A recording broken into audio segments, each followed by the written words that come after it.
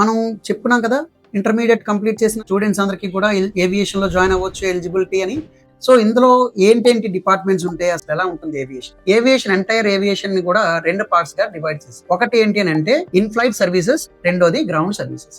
In flight services లో వచ్చేటప్పటికి 2 members work చేస్తారు. ఒకటేమో కాక్పిట్ క్రూ, రెండోది క్యాబిన్. కాక్పిట్ క్రూ అంటే పైలట్స్, రెండోది క్యాబిన్ క్రూ మీకు తెలిసే ఉంటుంది, air hostess.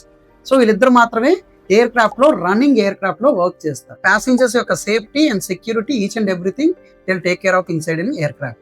So remaining ground staff వచ్చేటప్పటికి ఏంటంటే, గ్రౌండ్ స్టాఫ్ లో 6 డిపార్ట్మెంట్స్ ఉంటాయి. ఇందులో ఏంటి 6 డిపార్ట్మెంట్స్ అంటే, aviation customer service, aviation security, డ్రామ్, cargo, catering and aviation engineering. ఈ 6 డిపార్ట్మెంట్స్ కూడా చైన్ టైప్ లో వర్క్ చేస్తూ ఒకదానికొకటి కోఆర్డినేట్ చేసుకుంటూ ఫ్లైట్స్ ని సేఫ్ గా, సెక్యూర్డ్ గా ఎయిర్ క్రాఫ్ట్ ని టేక్అప్ చేసేటట్లు చేస్తాయి, డిపార్ట్ చేస్తాయి. సో ఈ ఎయిర్ క్రాఫ్ట్ డిపార్ట్ అయిన తర్వాత మళ్ళీ ల్యాండింగ్ అయ్యేంత వరకు ఫుల్ సపోర్ట్ ఏవియేషన్ లో ఎయిర్పోర్ట్ గ్రౌండ్ సర్వీసెస్ ప్రొవైడ్ చేస్తాం. సో ఇప్పుడు మనం నేర్చుకున్నాం కదా, తెలుసుకున్నాం కదా ఎవరెవరు ఎలిజిబుల్, లేకపోతే నెక్స్ట్ మనకి ఎన్ని డిపార్ట్మెంట్స్ ఉంటాయి ఏవియేషన్ లో అని. సో ఇంటర్మీడియట్ తో, మినిమం క్వాలిఫికేషన్ ఇంటర్మీడియట్ తో జాబ్ తెచ్చుకోవడమే కాకుండా మినిమం శాలరీ 25,000 నుంచి 35,000 రూపీస్ వరకు గ్రౌండ్ స్టాఫ్ లో తెచ్చుకోవచ్చు.